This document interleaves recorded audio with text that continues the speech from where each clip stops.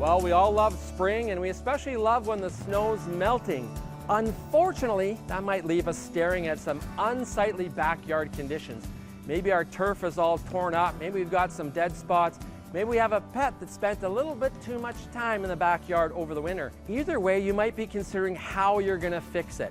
And before you just throw down any old seed, I'm here to tell you about a couple great options. First of all, less water seed. Our summers can be harsh and dry, so having seed that stays green longer with less water is extremely important. And also micro clover.